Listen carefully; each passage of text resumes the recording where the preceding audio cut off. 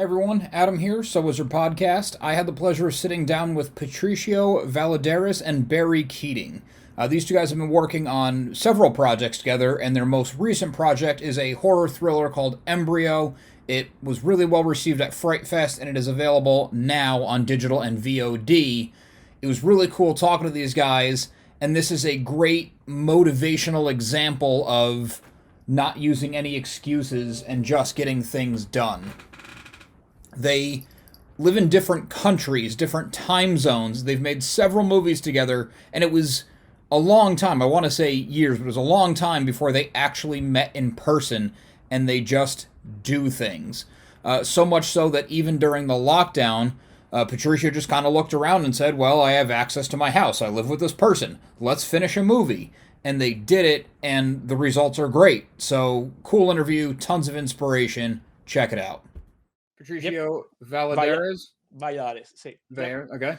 And Barry Keating. Their new movie Embryo comes out April 6th. So, a couple days from today from this recording. Awesome.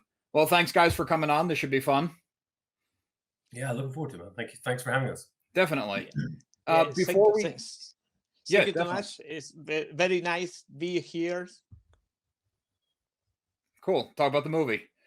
Before we get to the movie, though, I always like to ask creative people, what was your creative spark, going way back to the beginning? Patricia, you want to start? Well, the principal story, from Barry, we made a movie called Downhill. The movie was like a Europe premiere and Fright Fest.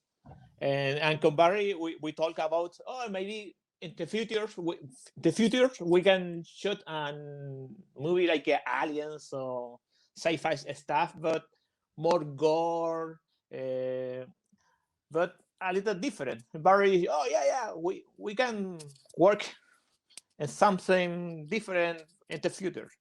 So I don't know, 4 years ago, Barry. Yeah, Jesus, quite long, quite a journey, But the idea is like a sci-fi movie, just aliens, abduction a woman, and blah blah blah, and go, gore, and a lot horror. It's like for me, it's like a simple movie, but con a lot fun stuff. So, but the problem was we never find out the total budget. So we just pick up soft money from the Chilean government for doing a teaser, like a promo for about we shot in Chile like a short film. Okay. We shot 3 or 4 days. All the mine's story, and the other stuff for in my house and another town con just friend, but was very very small movie and total production and post production. All right. So you guys kind of put together a short version of the movie as like proof of concept, that kind of thing? Yep. Yeah, pretty much. Yeah, that was it. I mean, how long was it originally, Patricio? How long was the first sort of proof of concept, the first teaser? 20 minutes, 30 minutes? 20, yeah. Yeah, and then it just kind of, I suppose like when lockdown happened, we, that you couldn't do much else. So we kind of left it and dropped it. And then we just got to, Patricio and I got to talking, on and off. And we just figured out how to restructure it, because there's a script that exists that's sort of I don't like, how would you describe the script that we have from beforehand, Patricio? Like, would you say it's a different movie, or, it's a more, I suppose it's a much less constrained movie in a sense, because, Patricio had to do what he did and finish the film in lockdown, just shooting stuff with his wife and shooting stuff with his daughter, and then just kind of shooting stuff on his own. So like, yeah, there is a version of this that exists that's kind of like what we had originally planned, But yeah, and that was kind of cool. So we just had to we spent a lot of time just talking back and forth about how to restructure it and how to make it work using what he had what he would have to have in his house and around him. So that was quite interesting and quite challenging, in particular for Patricio, because from my side, I was just talking and bouncing ideas off him, and like, well, we do this, we could do that, but all credit has to go to Patricio, because he was the one who the onus he took upon himself to finish the film. I'm here in Ireland, he's over in Chile, so it was just literally just messages back and forth. Like, we shot a film remotely. It was quite That's kind of awesome, though. You got a cool story out of it. yeah, it was very cool. And I mean, it started, I think the whole germ of the idea of finishing the film started when Patricio sent me a short. He was making short movies with his daughter in the house, and they were doing like, riffing on Ghostbusters and spooky stuff, and just these cool homemade things. And yeah, he was something. I was like, oh, that's cool. You should do more, do another one. And then it's sort of like, oh, wait a minute, we can finish Embryo this way. So that's how it happened. It's a pretty wild story. But I think it was a crazy journey. And I think it was just it's mad to think that we're here today talking to you, because all we had, a couple of years ago, all that time when lockdown happened, was 20 minutes of footage, like 20 minutes of actual cut together footage for the teaser trailer, plenty of other stuff that was kind of shot.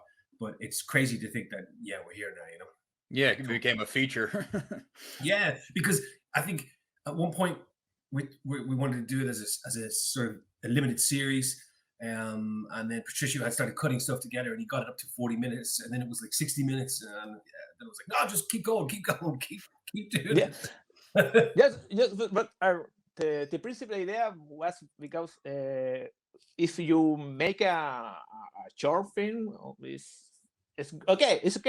You can put your movie in film festival on YouTube, like free, but it's no have a total the movie no have very good buzz, like for example, now we talk about Embryo like a movie or almost movie, but if I have finished a short film, maybe never we can talk about a short film, because a lot of people make a short film.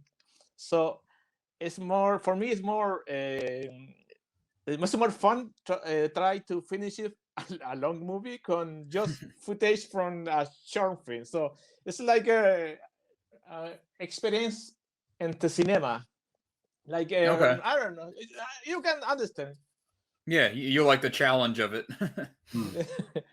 So when you guys first talked, I think you said 4 years ago, was the concept always to get it to? I mean, you said at one point a limited series, but you always knew there was going to be more. It's been on a bit of a journey, I think, with us. It started off as a feature script, and then there was talk about we were partnering up with some other people to sort of turn it into a mini series. There is an episode, I believe there is an episode breakdown somewhere for it. I'd written some stuff, but that never really kind of amounted to anything. So it reverted back to the concept of a feature film idea. And so yeah, it has kind of taken a couple of forms over the last few years, that's for sure.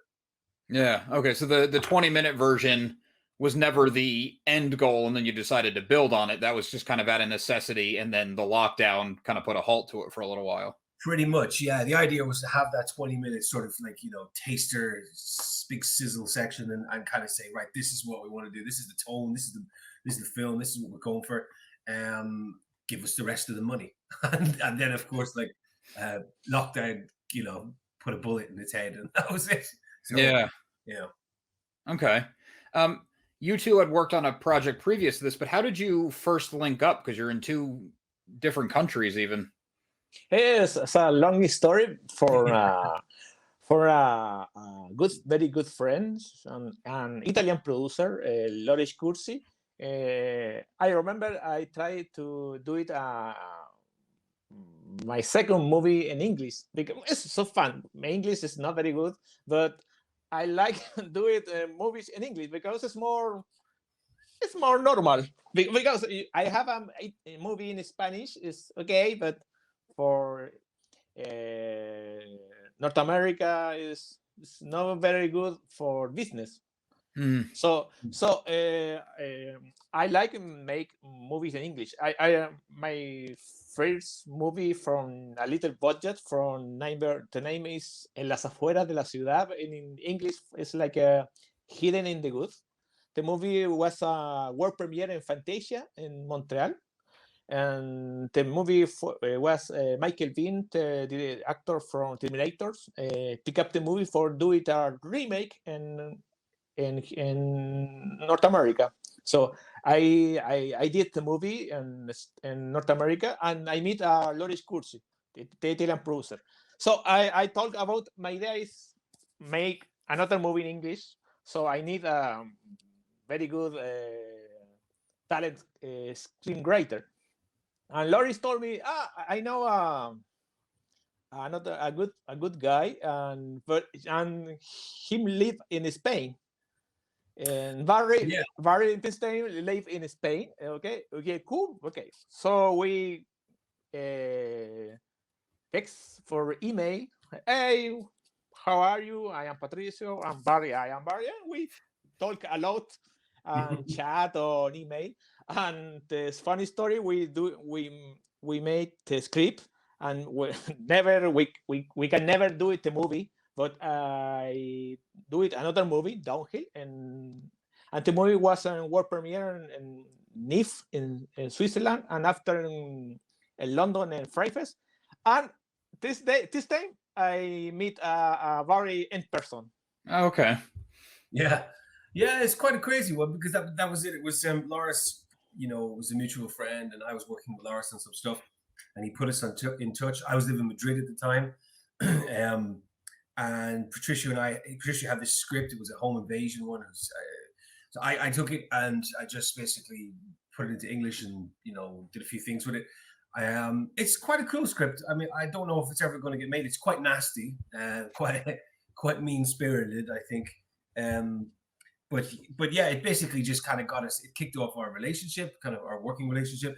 And when it kind of we knew it wasn't going to happen, we started talking about what are the things we could do. And Patricio, I was sort of saying, maybe we could do, something in the world of, downhill mountain biking race and stuff like that.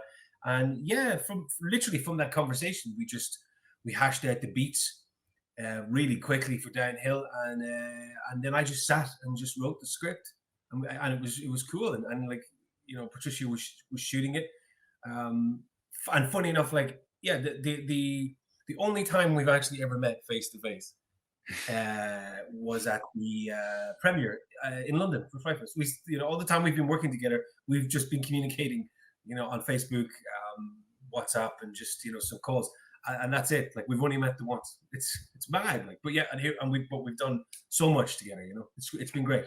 Yeah, that's awesome. I mean, it's like it's almost like the COVID lockdown didn't really change your workflow at all. No, it just stopped Patricio kind of going from any further than 10 kilometers outside his house or something. Right. Couldn't get a crew together. Yeah, that was it, getting the crew together, because really we've worked like this from the get-go, and it's been good. It's been great because we've got so much to show for it, and here we are again. With Embryo, which is, it's cool, and I'm hoping, and we talk about this all the time, but I think we'll be collaborating until we're old men. Yeah, awesome. Well, it's working, so why not? You said the first movie was about downhill mountain biking. Yeah. Well, it's set in the world of downhill mountain biking. It's sort of in that sort of extreme sports world, but then of course that's only a very small part of it. It's essentially just the background before it all goes batshit crazy. Okay, I was just going to ask, like, how hard is that to shoot as a movie? Ask him. No, it's a long story. It's too much long story. So, Yeah. I imagine if you don't get the take, the reset is a long time. Get back up the mountain and. No, it's because for me it's very easy shot movie in the forest because my town is very close from the mountain from Chile, so it's very beautiful place. So we have a very nice bigger forest. So always is fine and fast and easy shot a movie because and when you shot in the cities too much complicated for extras and Okay. you shot another person is no extra looking the camera is come on. So when you shot in the forest it's nothing. Just that makes green, a lot of sense. just green. So con Evelyn my wife well no, not now but my favorite 4 5 years ago we all weekends we're going to make a trekking on the mountain. So I remember a lot Yuppies people in doing the downhill, and I remember the people do put like a stone, like a pyramid. 1, 2, 3, 4. It's like this is the lane for you never lost. So Okay. so I get maybe it's like a symbol. So we can do it maybe sport like pagan folklore satanism in one movie. So this is the principal idea for do it downhill. And after downhill, we think maybe Embryo can be the same place at the forest. We have a nice forest. We have very good friends for do it like extras. I have the camera. Okay, do it more or less a similar idea, but now con aliens. Yeah, well, I mean, when you have that, I suppose when you have that on your back door, essentially, and that location, that amazing location, just use it. Like it's great. That's really cool. That's cool how it came together, and I didn't even think about like, well, yeah, you're doing downhill biking, which might be a bit of a challenge, but you're not dealing with, like Patricia was saying, inside a city. You're not dealing with all the uncontrollable aspects of city life. Yeah. In the city, you need a permission or permits to clear the streets, and that's it. Like for movie low budgets is hardcore. It's very complicated. Yeah. All right. So you mentioned before you worked on that, and then you said, "Hey, let's do an alien movie at some point." Was that was the one seed planted for Embryo? Barry. Yeah, I think so. Was it? We were just, I can't remember how. A lot of the ideas I think that like Patricio and I kind of have is like we just have these random conversations on Facebook, at different times of the night, and it's like we talk about stuff we want to do, what we would like to explore, and then I think one of those evenings that we just got into a conversation about sort of inseminoid movies, and and it was like, okay, well, this would be kind of cool. Let's do something like this. I can't remember what was it. What were the name? I can't remember the names of the movies that we kind of watched. Oh, they'll come to me. I'm sure they'll come to me. But yeah, we were basically just kind of kicking out around these crazy ideas about sort of alien insemination and just kind of thinking, what could we make this really just completely grim and out there? And that's kind of where that's where it came from. That's awesome. It just came from you guys were talking, and you're like, hey, there's something there. Pretty much, yeah. Like that's essentially like how all of those things we've worked on, bar the ones we've worked on with other producers, but the ones that we've done ourselves have very much been a case of like just having a conversation and just kicking ideas around and a late night conversation. I could be sitting up late one night having a couple of beers and talking to Patricio, and then we start talking, and then this sounds like a good idea. Let's do that, and we put something down on paper. Half a page. If it looks okay, we'll develop it. If it doesn't look okay and it doesn't stick with us, we just abandon it. Yeah, I like that a lot. You're just doing it. This is a little funny story because we shot we made English script, but which finished the movie in Spanish because it's, the movie, the idea is, oh, Embryo in English, like a movie in English, but we never find out the budget, so we have a script in English, but okay, we try do the movie in Spanish.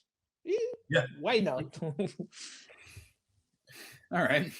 And how different is, because you said it went through multiple phases and probably multiple rewrites, I'm sure. How different was your original concept from what you ended up filming, just out of, I mean, one, movies take that natural change, and two, out of necessity? Well, the script is very, very different from the final movie. Just very. Yeah, it's more of a, yeah, it's that, it's I don't want to take away from sort of what Embryo is now, like, but you know, we're kind of going into too much detail on it, but yeah, it's definitely different. And I think, yeah, it's I kind of think, what would be the best, we were describing it in some ways, you were talking about it, Patricio, at one point. You were saying it was like Breakdown, you were using Breakdown as an example, the Kurt Russell one.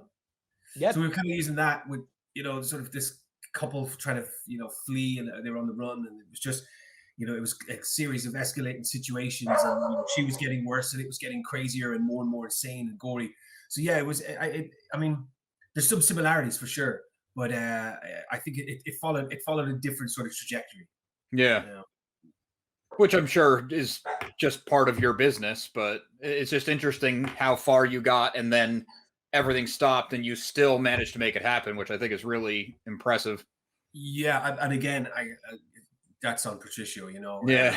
He just, you know, it was funny because we were just talking, and I was, you know, we were in the middle of lockdown. It was like, shit, what are we going to do? You know, I've been very fortunate to continue working throughout lockdown, because I work in video games, so I write the scripts and storylines for games, which has been great. So like I said, I've been lucky enough. So I was focusing on that, and the Patricia was, you know, we were thinking like, nobody's making anything, nobody's getting anything made.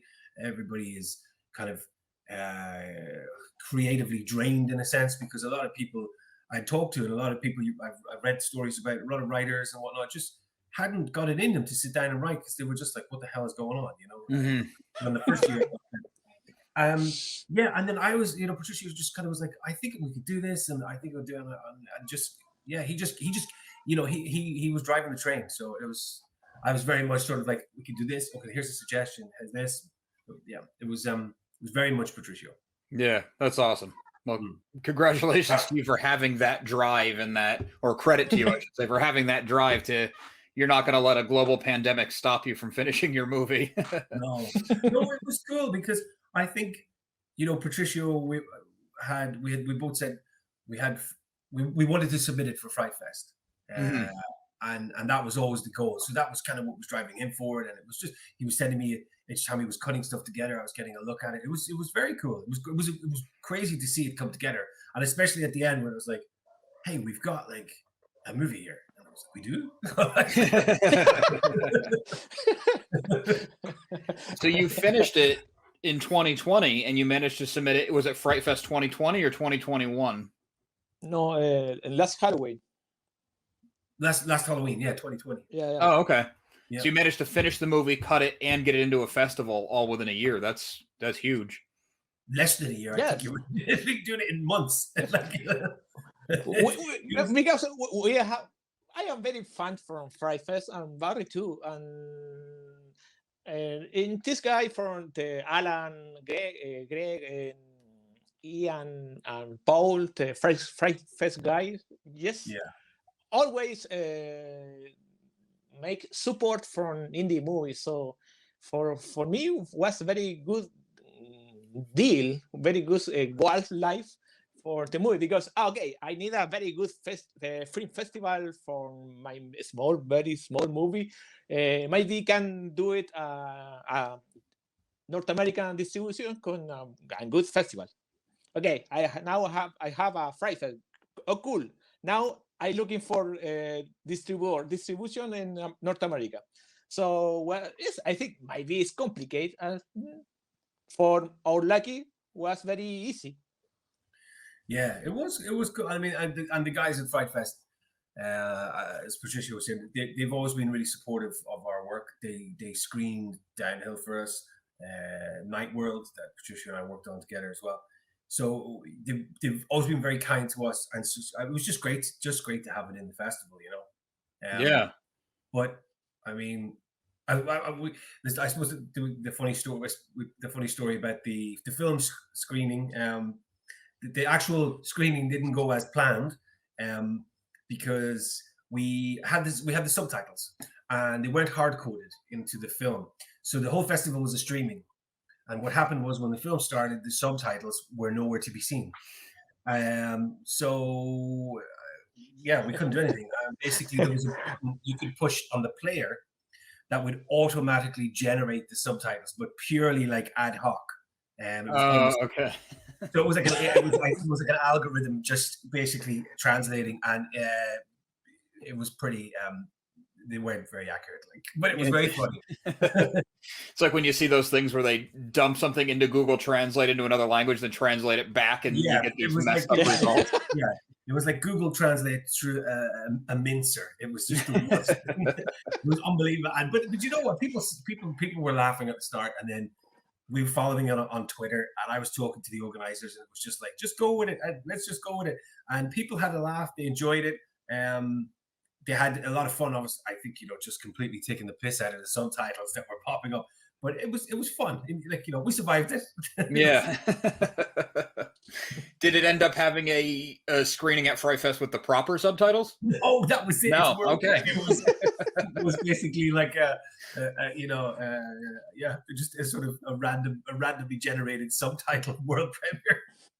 No, that's great that it survived that. You got distribution, like it didn't hold you back. So that's awesome. Yeah, funny. Yeah. Very cool. So you weren't able to see it with a live audience then, I assume? No, Yeah. no. Well, sorry? Were you able to see the movie with a live audience at any point? No. No, that's too bad.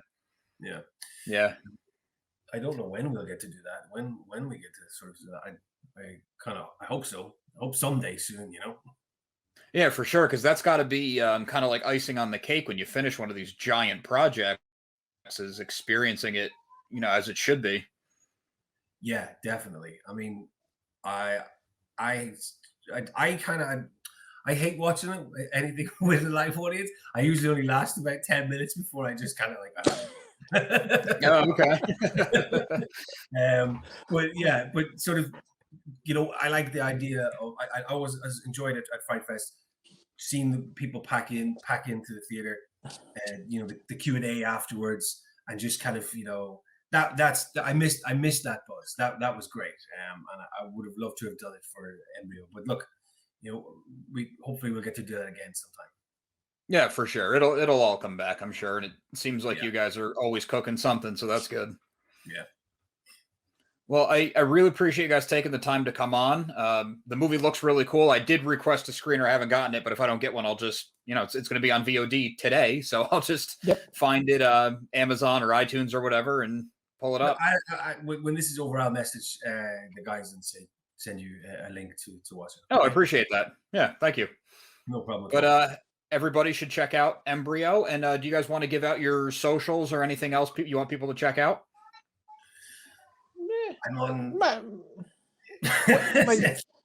We working on a new movie for like a neo slasher and Conbarry, and I finishes a comic book this day, and now it's online in Comixology. Is it the name? Yes, it's correct. The name Comixology in Amazon. Comixology, yeah. Oh, okay, cool. Yeah.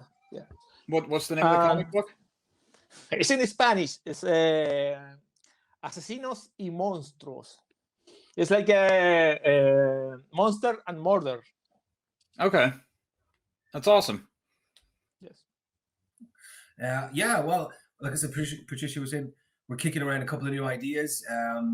I'm just finishing up a script with another guy I've co-written a couple of things with, including the film we just had shot there back in Feb called Ghosts of Monday. But this new one, Patricio actually has recently read it and quite dug it. It's a sort of a take on the final girl trope, which is quite interesting. Quite a bit of fun, kind of, dark comedy horror. Okay, yeah. Yeah, so it was a lot of fun to write. So it's I've got some good reactions so far, and it's I'm gonna send that out soon enough and see what happens. Once it's out in the wild, and then I am working on video games. I'm working on, well, I just finished work on Sifu, which is the martial arts game coming to PlayStation 5, which is kind of an ode to Fist of Fury and the Raid and classic kung fu movies and stuff like that. So that was announced recently, and I think it's at some point this year. But yeah, nice. That's kind of what I got. That sounds awesome. Well, guys, thanks again. Good luck with everything in the future. The movie looks really cool. I got to see the trailer at least, so I'm looking forward to it. Cool, man. Thanks. Thank you very much for having us. We appreciate it. Thank you. Okay. I'd like to thank Patricio Valladares and Barry Keating one more time for coming on the show and talking to me about Embryo. As I said, it is available now, digital, VOD. Check it out. Also, please remember to like and subscribe to the channel. Got a lot more interviews, a lot more new movie coverage coming your way. You're not going to want to miss out. Speaking of not wanting to miss out, make sure you listen to So Wizard Podcast every single week wherever you get your podcasts. SoWizardPodcast.com is your resource for reviews, recommendations, merchandise videos, and more. So Wizard Podcast can also be found on Patreon, where for as little as $1 a month, you get multiple monthly bonus shows. Sorry, this cat is going insane. He was laying really nice in front of the computer before I started recording, as always. We also love hearing feedback, so leave something in the comment or drop us a note on social media. All the accounts can be found after the show and in the show notes. And on a more personal note, a really good friend and I released a comic book. It's an ongoing series. It is called Social Studies. It's a slice of life comedy comic about the insanity that is the high school experience, and it's all done through the twisted prism of the 90s cartoons. It's got unique style to it. We try to write it like a sitcom, so it has a little bit of unique pacing as far as a comic book goes. Check it out at socialstudiescomic.com. We're all over social media as Social Studies Comic or Social Studies CB. Appreciate it. Thanks.